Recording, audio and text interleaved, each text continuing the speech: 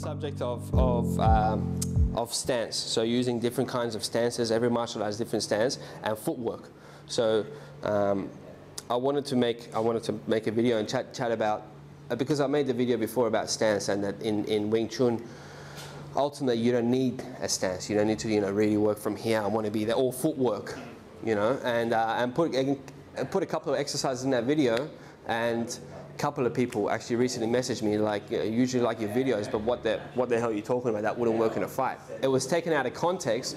If you guys, you were in that seminar, it was done here, right? Remember, I came up with that exercise because people were like, how do we practice moving from our center? So I just spontaneously came up with it and put that shot in there, but people think I was teaching that in a fight, you jump out of the way of the punch. And, so I'll explain more about what that was about later. But on the subject of stance and footwork, right? So in terms of stance, we stand like this for what reason? For triangulation of our body. Yeah, triangulation of the body. Yeah, exactly. So so if you're fully relaxed, if you stand like this, that's what we're moving on the center line, all that. And once you're fully relaxed, naturally you'll start to feel your whole mass being triangulated into one point, into the target, naturally, right? That's why compared to if you stand sort of like this. And if you stand like that, it's completely fine. Like in Time Q, we have a sound like this. I'm not saying this is bad, this is good, this is better. It's not about that. But the reason we stand in Wing Chun like this is it's a training tool. It's an aid, yeah. Yeah, and we see people sometimes, a couple of videos of people trying to pull that off in a cage. Like, okay, ready, round one, go. And the guy is like this, and the other guy goes like that. You're like, come on, man. You can tell from there he's going to get dropped. So you don't, it's not about a stance that you put on in real fighting. No, real fighting is however you're standing, that's where you fight from. That is your stance, right? So this is just a training tool. So what I would recommend for people not to spar like this and get stuck with this rigid or stance like that is it's not versatile. So then would you ask them to be more natural, but try and feel that same idea when they are moving? Absolutely. Yeah, absolutely. In inspiring situations, if all of that idea goes down the drain and they start doing this, then I would say, yeah, okay, no, so just move naturally, which I'll show later. We can do some sparring stuff and show how naturally the footwork will work. But if you're hammering this in your forms, and in TSA it's different. TSA is not fighting. TSA is a game. So I would recommend in TSA you still have this, because then you're sort of knuckling down on yourself on no matter how do I give force in terms of giving force. No matter whatever I do, it's going to come from this sort of power source. Right? Later on, it doesn't matter. Later on, the same thing, even not standing, you can still get the same thing. So that's what I want to talk about today, about how the stance of footwork is obsolete if you can get that state where you're able to use your center of mass instead of pushing off the ground. But first, for footwork. So what are some of the reasons that we use footwork? Positioning, yeah. So positioning and range, let's say. So you move around to position your body to get into range, get out of range. So Bruce Lee tend to use this type of balancing, and the way he moves is very quickly, so he can avoid kicks and punches. Yeah. And jump in, really in and out. Yeah, that explosiveness with the back leg, it would. Sting does the same. If you've seen DKU does the same, where he uses that wave to sort of getting out of range very quickly. So yeah, speed and power. You can couple them together. So the speed and power. And so again, going back to Bruce, the way he used to punch is use the footwork, align the body from the ground, and then you could draw a line. You could almost draw a line to see where the power source is coming from. Put a twist at the end. You can get that sort of from here. You could get it. You can send someone sitting down 5-10 meters away on a chair. So again, speed, power, positioning, range. What else?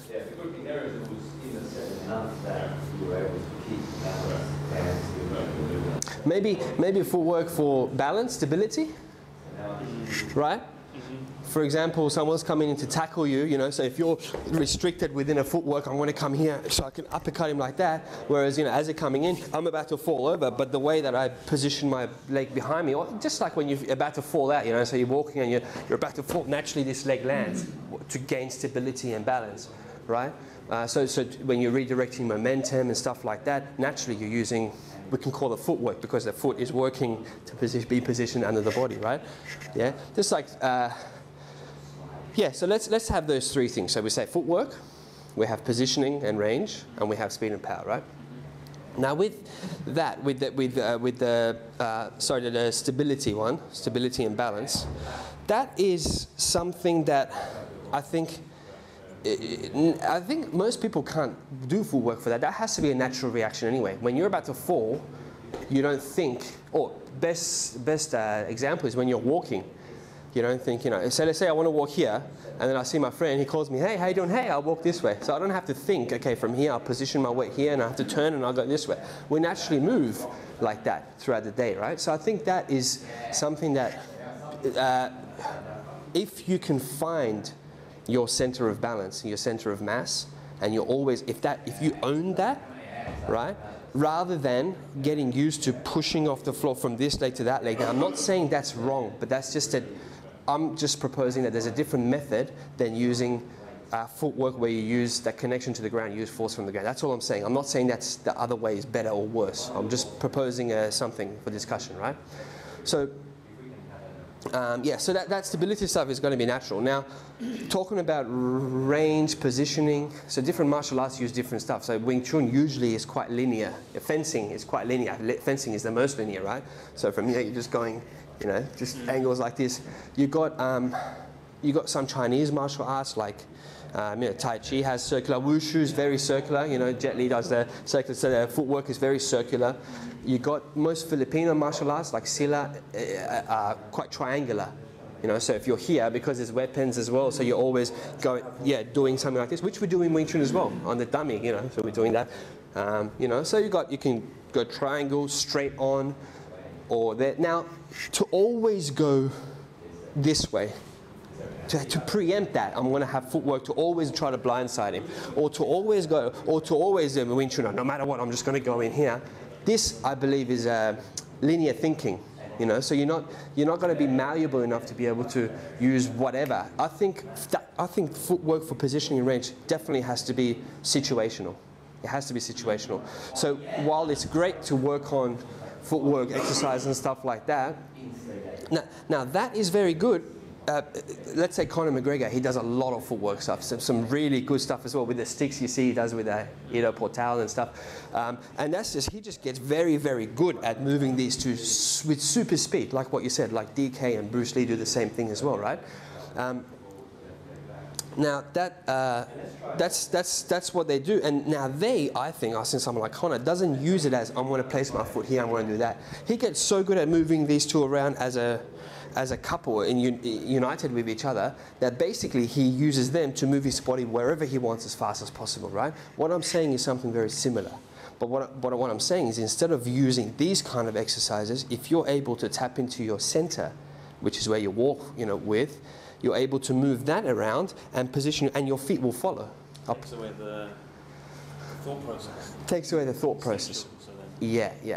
And so I think all of those martial arts, in terms of the ideas of, you know, triangulating, going around, blindsiding, whatever, all of them are correct. They're all correct, but depending on the situation that you're given of when you're going to use it, right? So that, I think, it's all in agreement.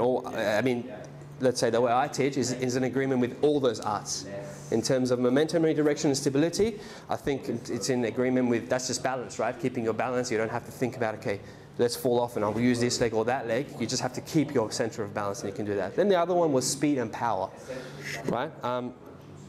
So speed and power. So that's why this exercise, now that's the reason I had that exercise, which people are like, that's stupid, we wouldn't do that in a fight. The exercise I put in the seminar, again, came up with it spontaneously, was because most people, if you're standing like this, if you're standing like that, like you said with Bruce, you can go forward, because you can push from the front leg to go back very fast, explode back and explode forward, right? So you can go very fast forward and back, position your body. But what if you're standing like this, right? If you're standing like that, you would have to, using that method, you would have to, let's say if it's trying to push me, I would have to go to this side to be able to push off that leg, or go to this side to be able to push off this leg, right? Yeah. Now imagine if, now I'm not saying I don't shift my weight, because I'm not that good yet, right? But if it is possible to do so, because Chu Shong Tin could do that. But imagine now, instead of this kind of thinking of going here and shooting off the leg, what if someone tied a rope around me, around my waist, and pull that rope back? So literally, what if there's this area, my pelvis and spine, moves back as one unit, the leg will follow. As long as I know how to walk, my leg will come underneath me, right? Now that would be the fastest way to move your whole body, or this out of the target. Now, what I had the exercise was we get someone to push, and as they're trying to touch you, you move out of the way, but then they hold that very strong, and with stability, maybe you do it because I've got the camera here, so I try to touch his chest, he moves out of the way, and then I hold with a strong, stable posture to see if I hold harder, to see if he can, and Tom's actually very good, he can use his center quite well, to see if the person can bounce you up, because you have people that could jump out of the way quick enough as you're doing this, jump out of the way quick enough, but then from here, to try to push with the front leg and try to push like, hold strong, try to push like that, it doesn't work. You know? See, as you want to move back, as you want to move forward, as you want to move to the side, if it's all from here, it's going to have power regardless of what position you're in, what leg you're on, because you're always controlling here, and you're always balancing here. Yeah, and the legs move. Like for example, if it's multiple attacker situation, if I'm fighting you two, right? I wouldn't do something like, jump up and kick you like that. The best way for multiple attacker situation is usually position yourself like so you can single one of them out as you guys are coming in, and then have it so, I'm going to do it like this. Yeah, so they can see. So if it's like this, let's say I'll position one person, I have it so you get out of the way and you're always fighting one person, so you position one of them between the two, right? Now, if I was, that you could do that with good footwork, right? So if the same scenario happens again, I could sort of go, okay, jump off here, and then from here I could, do nice footwork, and I could hit like that. That's all valid, right? To jump from one position to here. Again, I'm not saying that that's a bad thing. Let me try to say that. Let me hold the pad and try to say that to Mike Tyson. Say, using force from the ground doesn't work. Let's see what's going to happen to me, right? So, absolutely works, and it's a very good tactical way of moving the body. But the transition between here and here, if I'm using this to push off to land on this one so I can hit, between the transition, let's say if Lawrence is going to push me back, if from here I'm going to there, and at that point, that's why Chi has a great exercise, because the force is always on.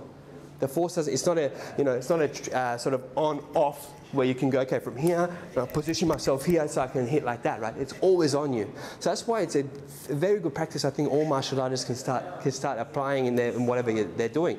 Where if I'm, again, to repeat, if I'm going like this, pushing off this one to position myself, if you just push me back, if I'm going like that, it can take some of my power source, right? Because I'm going from here and then just going to there. He applies a third sort of direction, or a second direction, and then it pushes me back. Whereas no matter where I'm going, if I'm going from here, there, no matter where I'm going, if I'm moving the center of mass represents the whole body, right? If you're relaxed in that way, joints are open. You move your center. So if it's the same thing, as I move that way, you push harder. As I move that way, now, and that, because it came in, I didn't pivot my body because I thought, as it's coming in, I better redirect him this way.